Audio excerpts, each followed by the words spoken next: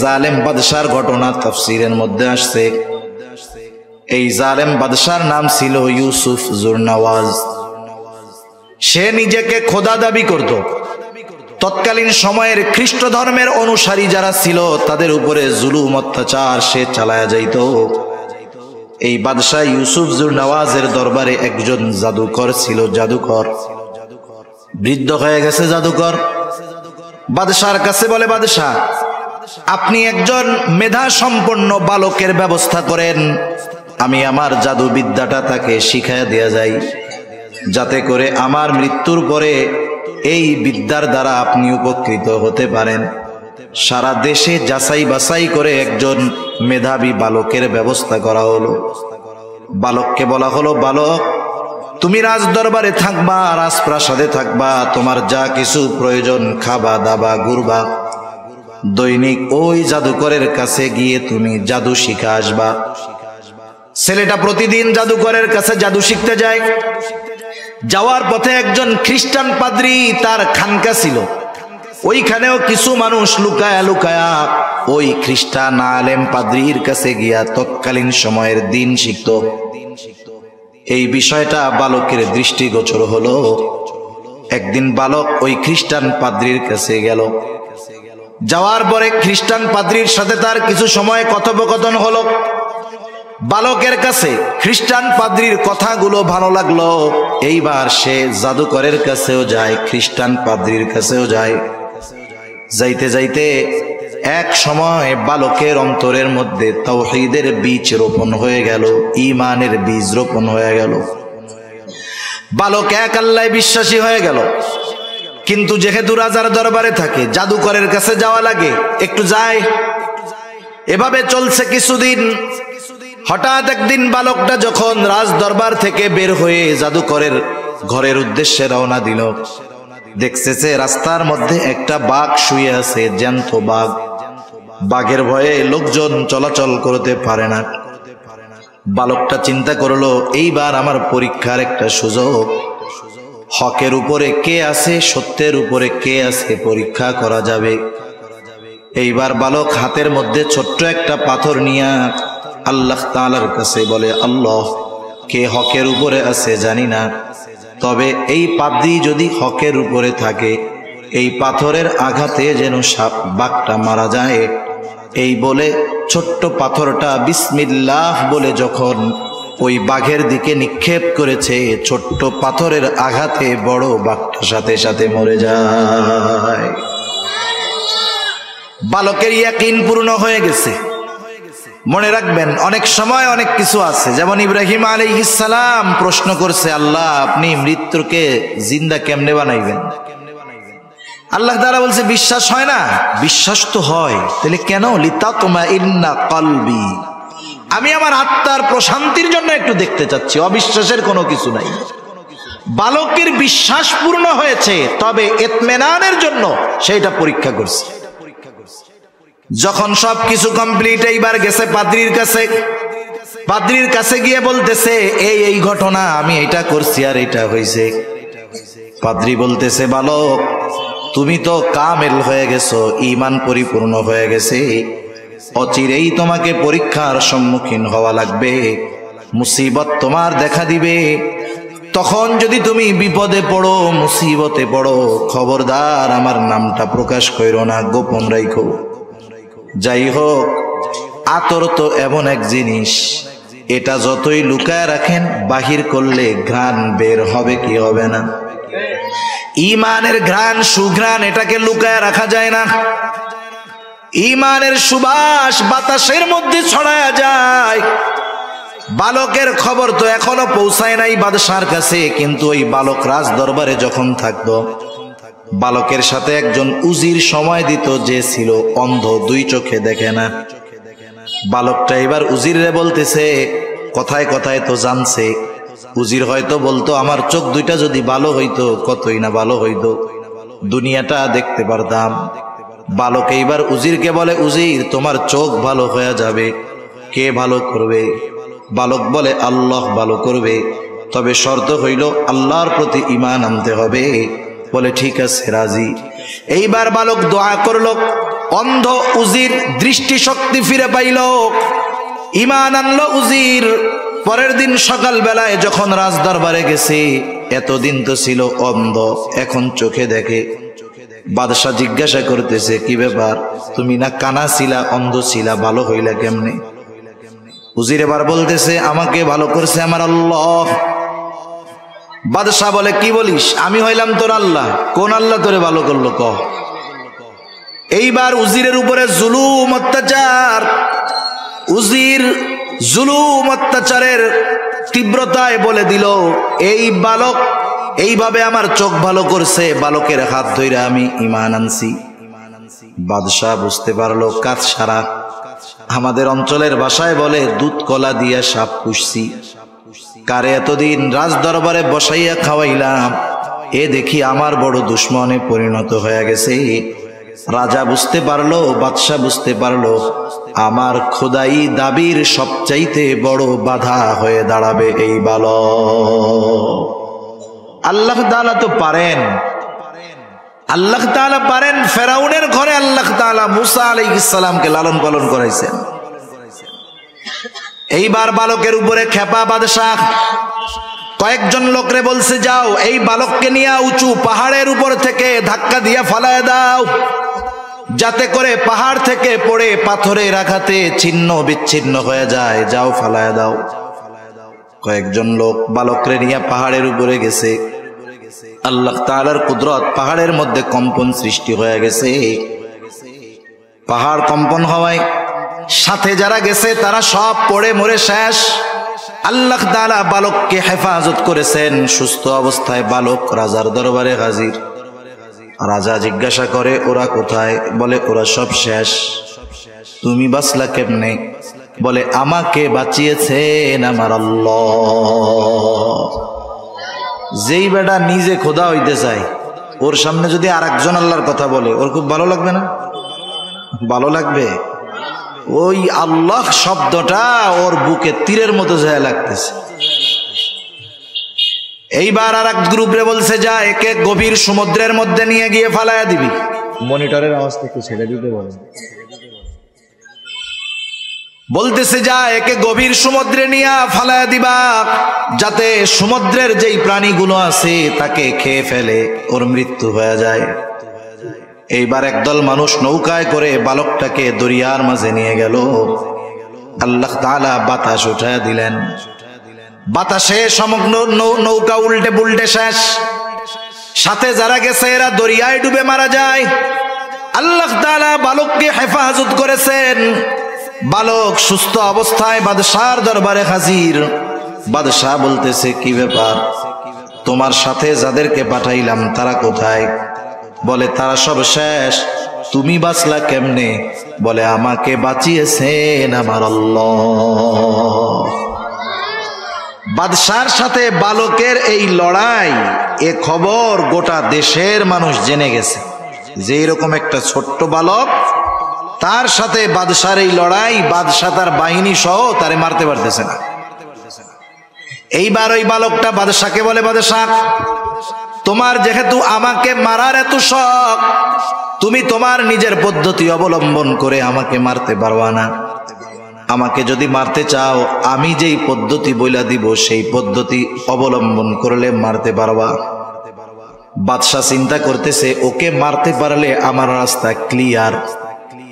মানুষ যখন প্রতিশোধের নেশায় থাকে, রাগে থাকে, অহংকারের সাথে থাকে, এমন কিছু কাজ সে করে বসে, ওই কাজ করলে আগ পিছ বাবার সুযোগ নাই। কি হতে পারে, কি উপকার, কি ক্ষতি হতে পারে, এইটা ভাবে না, বরং ওই সময় প্রতিশোধের নেশায় ওই কাজটাই সে করতে যায়।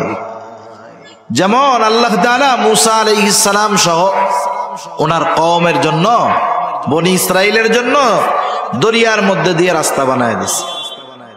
ওই জায়গা দিয়ে রাস্তা বানায় দিছে। মুসা আলাইহিস সালাম উম্মত সহ দরিয়া পার হয়ে অপর প্রান্তে চলে আসছে। এই রাস্তাটা তাদের জন্য নিরাপদ, বিপদ থেকে বাঁচার রাস্তা। ফেরাউন যখন আইসা দেখে কত সুন্দর রাস্তা, এতটুকু উপলব্ধি তার মধ্যে থাকতে হবে যে এ রাস্তা তো আল্লাহ দিয়েছেন বনি ইসরাইলের জন্য, এটা দিয়ে তারা বিপদ থেকে বাঁচলো। এই রাস্তায় গেলে আমাদের জন্য আপদ না বরং বিপদ হইতে পারে, কিন্তু প্রতিশোধের নেশা ফেরাউনকে সব ভুলাইয়া দিছে। এবার বাহিনী সৈন্য সামন্ত নিয়ে রাস্তায় রওনা দিছে। মাছ দরিয়ায় পৌঁছায়ছে, যাদের জন্য রাস্তা বানানো হয়েছিল তাদের ব্যবহার শেষ, এবার আর রাস্তার দরকার নাই। আল্লাহ তাআলা সমুদ্রকে আগের অবস্থায় ফিরিয়ে দিয়েছেন। দুই পাশে পাহাড় সাদৃশ্য উঁচু দেয়ালের মতো হয়ে গেছে সমুদ্র। একসাথে উপর থেকে যখন পানিতে চাপা দিছে, সবগুলো একসাথে শেষ। বাদশা চিন্তা করতেছে, একে মারতে পারলেই তো রাস্তা ক্লিয়ার, কেমনে মারা যাবে বলো? বালক বলতেছে, শোনো, সারা দেশের মধ্যে এলান করে দাও, নির্ধারিত দিনে সারা দেশের মানুষ সব একত্রিত হবে, কেউ বাসায় থাকতে পারবে না। ওই দিন সব মানুষ উপস্থিত হবে, তাদের মধ্যে আমি থাকব। তোমার জল্লাদ আমার দিকে তীর মারবে, তবে শর্ত হলো তীরটা মারতে হবে বিসমিল্লাহি রব্বিল গোলাম, এই শব্দ উচ্চারণ কইরা, তাহলে তোমার মনোবাসনা পূরণ হবে। বাদশাহ ইউসুফ জুরনাওয়াজ সারা দেশে ঘোষণা করে দিয়েছে, সব মানুষ নির্ধারিত দিনে উপস্থিত। দুগ্ধপোষ্য শিশুকে নিয়ে তার মা উপস্থিত, বৃদ্ধ আবাল বনিতা, যুবক যুবতী, কিশোর কিশোরী সব উপস্থিত। দুনিয়ার মানুষ বাঁচতে চায় আর এই বালকটা মরতে চায়। আবার বাদশার নির্দেশ, সকলে হাজির হয়ে গেল, যথাসময় উপস্থিত। এইবার জল্লাদ তীর নিয়ে তৈয়ার, উচ্চ স্বরে বিসমিল্লাহি রব্বিল গোলাম এই কথা বলে জল্লাদ তার তীরটা বালকের দিকে নিক্ষেপ করলো। যেই কথাটা বলছে, কথাটা হলো বিসমিল্লাহ, আল্লাহর নামে আমি নিক্ষেপ করতেছি এই তীর। রব্বিল গোলাম বিরব্বিল গোলাম, এই বালকের রব আল্লাহর নামে আমি তীর নিক্ষেপ করতেছি। এই কথা বলে যখন জল্লাদ তীর মেরেছে, তীর গিয়ে গায়ে বিদ্ধ হয়েছে, বালকটা জমিনের উপরে পড়ে গেছে, শহীদ হয়ে গেছে। সব উপস্থিত মানুষ যখন এটা দেখছে, তারা কি করলো? বালক মরে গেছে, শহীদ হয়ে গেছে, নিষ্প্রাণ হয়ে গেছে দেহটা। এই দৃশ্য দেখে উপস্থিত সব মানুষ সমস্বরে প্রত্যেকেই বলতেছে, আমানতু বিরব্বিল গোলাম, আমরাও এই বালকের রবের উপরে ঈমান আনলাম। বালক তীরের আঘাতে মরল ঠিক, কিন্তু বলেন তো, মরে গিয়ে বালক হেরে গিয়েছে নাকি সে সফল হয়ে গেছে? সেজন্য মানুষ মরলেই ব্যর্থ হয়ে যায় তা না, মৃত্যুর মাধ্যমে মানুষ তার মূল মাকসাদ, মূল গন্তব্যে পৌঁছাতে পারে। এজন্য আল্লাহর দলের সৈনিক যারা, এরা মরে গেলেও হেরে যায় না। ফিলিস্তিনে যারা মরতেছে হেরে যায় নাই, আফগানিস্তানে যারা মরছে হেরে যায় নাই। গোটা দুনিয়ায় জালেমের অত্যাচারে যেই মুসলমানেরা মরে, এরা হেরে যায় না, কারণ ওরা আল্লাহর দল হওয়ার কারণে আল্লাহ তাআলা তাদের বিজয়কে সুনিশ্চিত করে রাখছেন। এজন্যই আল্লাহ তাআলা বলেন, কাতাবাল্লাহু লা আগলিবান্না আনা ওয়া রুসুলি ইন্নাল্লাহা কাওয়িয়্যুন আজিজ। তাহলে আল্লাহর দল হলে বিজয় সুনিশ্চিত, আল্লাহর দল হলে বিজয় সুনিশ্চিত। এইবার শেষ আয়াতের কিছু কথা অল্প সময়ের মধ্যে শেষ হয়ে যাবে ইনশাআল্লাহ। এই আয়াতটা আপনাদের খেদমতে বলার আগে এই আয়াতের একটা শানে নুজুল আছে। শানে নুজুল হইল এই আয়াত নাজিল হওয়ার কারণ। শানে নুজুল জানা থাকলে ওই আয়াতের বিষয়টা সহজে বোঝা যায় যে আল্লাহ তাআলা কেন বলতে চাচ্ছেন, কোন কারণে আয়াতটা নাজিল করলেন। তা শানে নুজুলটাকে আমি একটু বলবো, কষ্ট হইতেছে না তো আপনাদের? আচ্ছা, বদরের যুদ্ধের সময়, বদরের যুদ্ধটা হলো এমন এক যুদ্ধ, যেই যুদ্ধ কাফেররা পায়ে পাড়া দিয়ে আইসা যুদ্ধ করছে, পায়ে পাড়া দিয়ে আইসা যুদ্ধ করছে। ইতিহাস বলে যে মুসলমানেরা যুদ্ধ করার জন্য যায় নাই, কাফেলা আক্রমণ করার জন্য গেছে, ঝাটিকা আক্রমণ। আর কাফেররাও মূলত আসছিল আবু সুফিয়ানের ব্যবসায়ী কাফেলাকে শত্রুদের হাত থেকে বাঁচানোর জন্য। আবু সুফিয়ান খবর পাঠায় দিছে আবু জেহেলের কাছে যে শোনো, কাফেলা নিরাপদে স্থানে পৌঁছায় গেছে, এখন যুদ্ধের দরকার নাই, তুমি মক্কায় ফিরে আসো। আবু জেহেল চিন্তা করতেছে 1000 সশস্ত্র কাফের নিয়ে আসলাম, এখন যদি ফিরা যাই কেমন হয়, এক চান্সে মুসলমানদেরকে চিরতরে নির্মূল কইরা এরপরে মক্কায় যাব, তাইলে আনন্দটা আরো বেশি হবে। এই চিন্তা করে আবু জেহেল যুদ্ধের জন্য প্রস্তুত করেই যাবে। নবীজি সাহাবাদের সাথে পরামর্শ করলেন যে যুদ্ধ না করে তো উপায় নাই, করতেই হবে। এ যুদ্ধটা সাধারণ যুদ্ধ ছিল না, এ যুদ্ধে বাবা ছেলের বিরুদ্ধে যুদ্ধ করেছে। আবু বকর সিদ্দিক রাদিয়াল্লাহু তাআলা আনহুর ছেলে আব্দুর রহমান, তার বিরুদ্ধে আবু বকর অস্ত্র ধারণ করেছে, যদিও পরে সে মুসলমান হয়েছে। এই যুদ্ধের একজন মুজাহিদ মুহাজির সৈনিক ছিলেন। মুহাজির মক্কা থেকে মদিনায় হিজরত করে আসছেন একজন মুহাজির সাহাবী, তার নাম হলো আবু উবাইদা ইবনুল জাররাহ। আশারায়ে মুবাশশারা, আল্লাহ তাআলা যেই 10 জন স্পেশাল সাহাবীর নাম ঘোষণা করেছেন, তাদের মধ্যে একজন হলো আবু উবাইদা। এই আবু উবাইদার নাম কেন এই স্পেশাল লিস্টের মধ্যে আসলো সেটাও বুঝতে পারবেন। আবু উবাইদা যুদ্ধের ময়দানে গেছে, যুদ্ধ চলতেছে। আবু উবাইদার বাবার নাম হলো জাররাহ, সে কাফেরদের পক্ষে যুদ্ধ করার জন্য আসছে। হঠাৎ আবু উবাইদার নজর গেল একটা লোকের দিকে। কি ব্যাপার? ও একটু পরপর রাসূলের দিকে আক্রমণ করতে চায়। আবু উবাইদা ভালো মতো খেয়াল করে দেখে ওই লোকটা হলো তার বাবা জাররাহ। আবু উবাইদা কাফেরদের সাথে লড়াই করতেছেন আর বাবাকে দেখছে।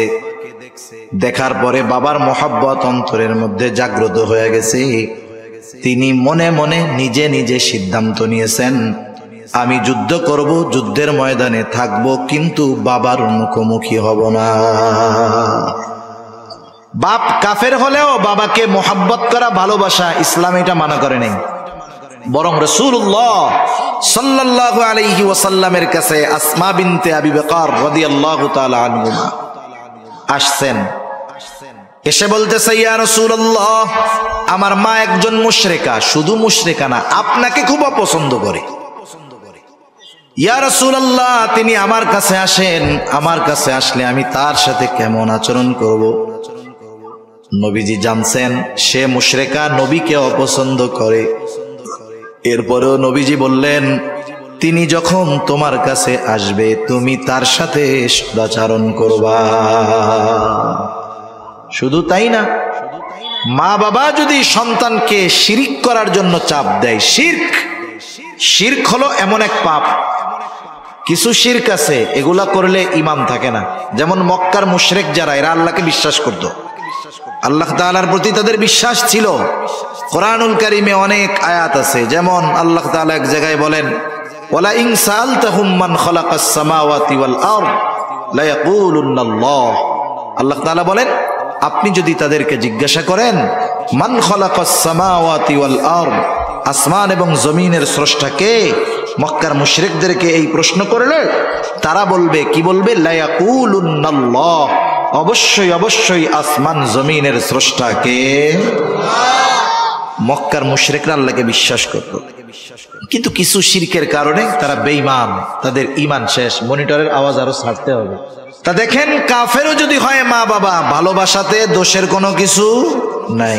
আবু উবাইদা চিন্তা করছে, বাবা লুকায় থাকি, মুখোমুখি হব না। যুদ্ধ চলতেছে। আবু উবাইদার বাবা জাররাহ চিন্তা করতেছে নবীজির উপর আক্রমণ করবে।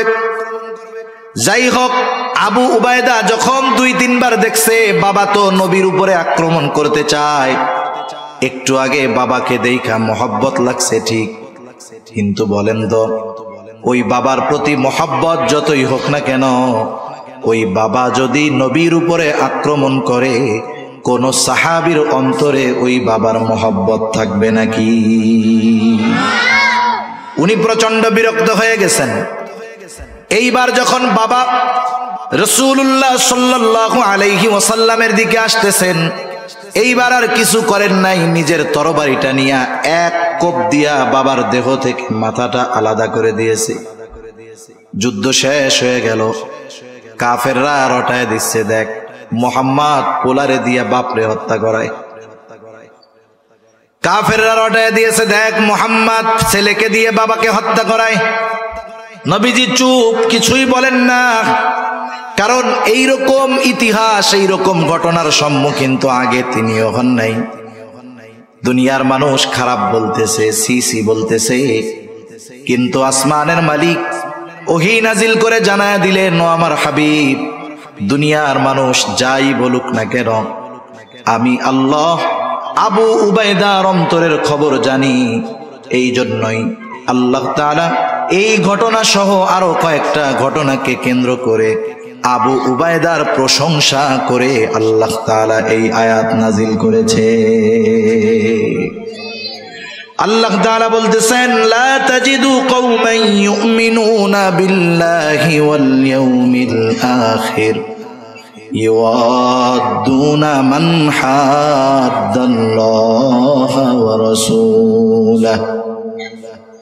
আল্লাহ তাআলা বলেন, যারা আল্লাহর প্রতি, আখিরাতের প্রতি ঈমান এনেছে, এমন কওম যারা, এমন সম্প্রদায় যারা, আপনি তাদেরকে কখনো এমন অবস্থায় পাবেন না, ইউআদ্দুনা মান হাদ্দাল্লাহা ওয়া রাসূলাহু, যারা আল্লাহ এবং রাসূলের প্রতি শত্রুতা পোষণ করে, ওই ব্যক্তিগুলো, ওই মুমিনগুলো তাদেরকে ভালোবাসে, এমন অবস্থায় কখনো পাবেন না।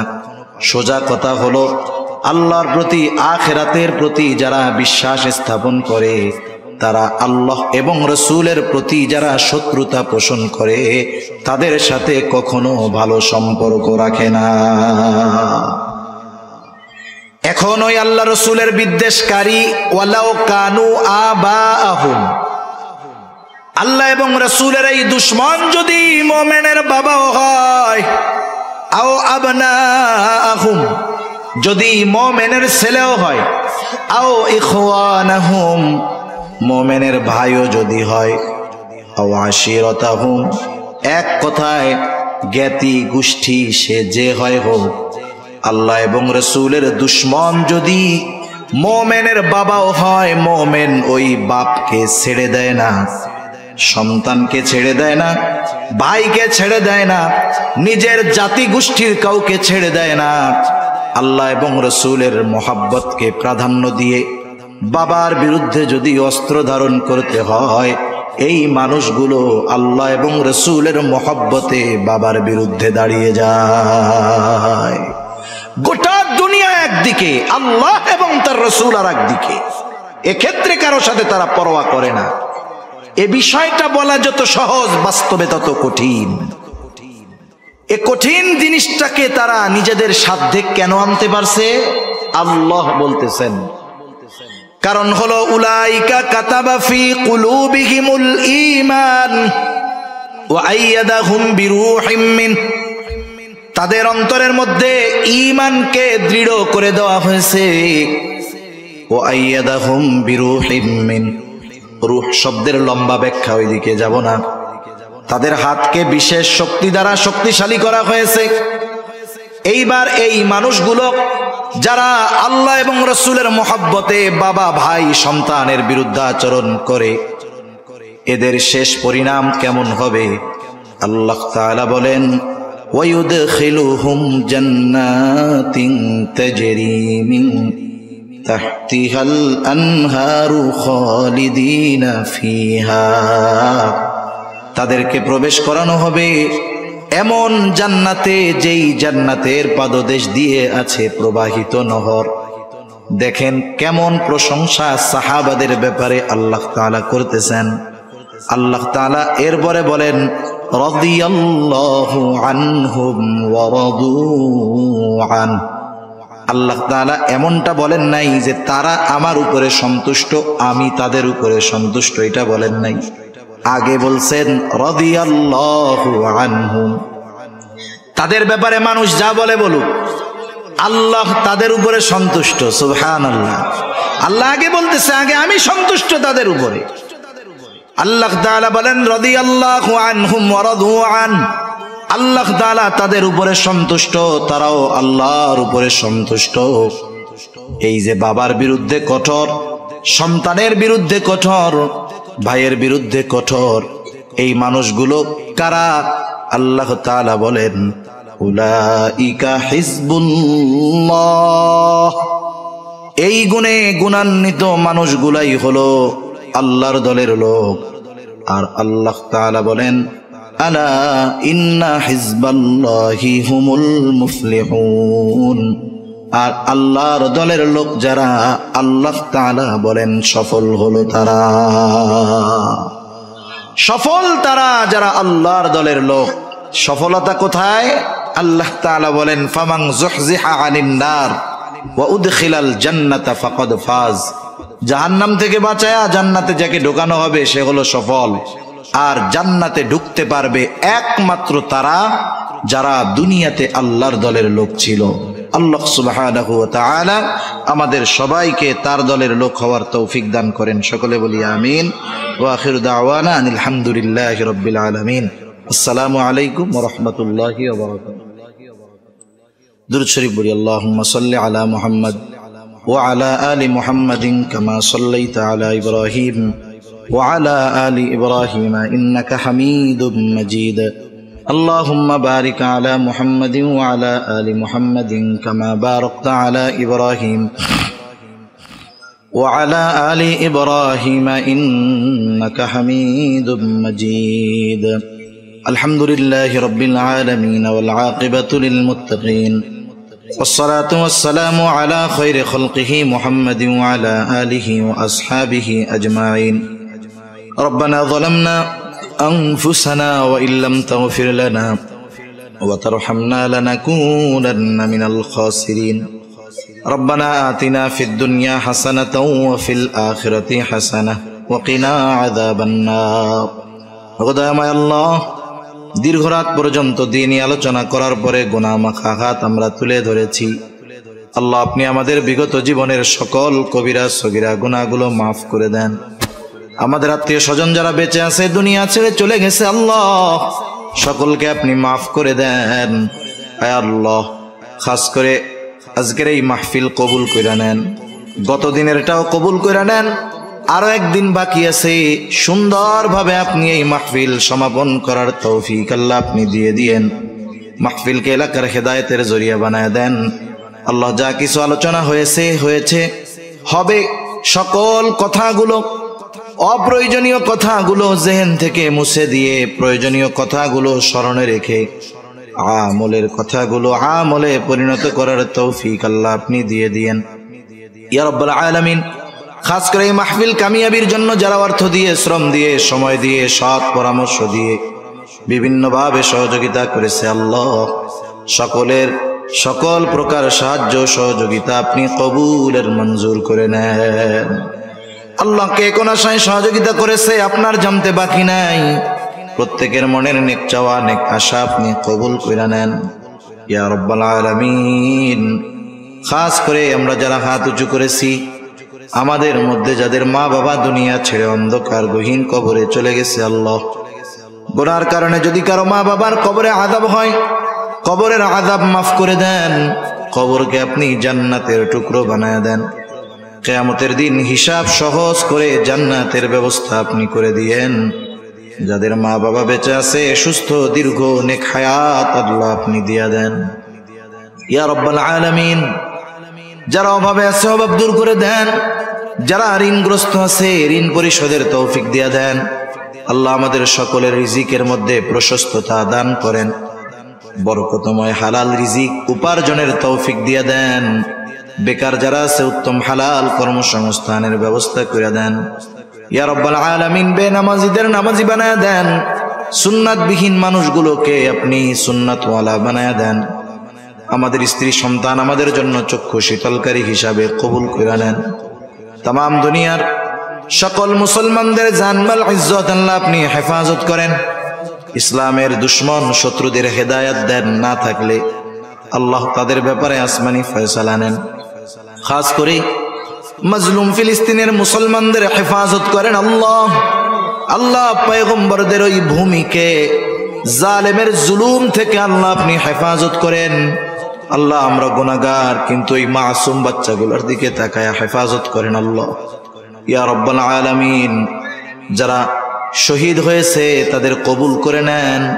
আল্লাহ, যারা ওই জালেমের বিরুদ্ধে লড়াই করতেছে, জিহাদ করতেছে, তাদেরকে আপনি আসমানি সাহায্য দান করেন ইয়া রাব্বাল আলামিন, ইয়া আরহামার রাহিমিন। খাস করে আল্লাহ, গোটা দুনিয়ার মুসলমানদের এক ও নেক হওয়ার তৌফিক আল্লাহ আপনি দিয়ে দেন ইয়া রাব্বাল আলামিন। আমাদের তো মরতেই হবে, আপনি আমাদের সকলকে শাহাদাতের মৃত্যু দান করেন। আয় আল্লাহ, সকল প্রকার কল্যাণ দেন, সকল অকল্যাণ থেকে হেফাজত করেন। জীবনের অন্তিম মুহূর্তে যখন মালাকুল মাউত মৃত্যুর পয়গাম নিয়ে হাজির হয়ে যাবে, আমাদের প্রত্যেকের জবানে আপনি তাওহীদের কালিমা নসিব করে দিয়েন।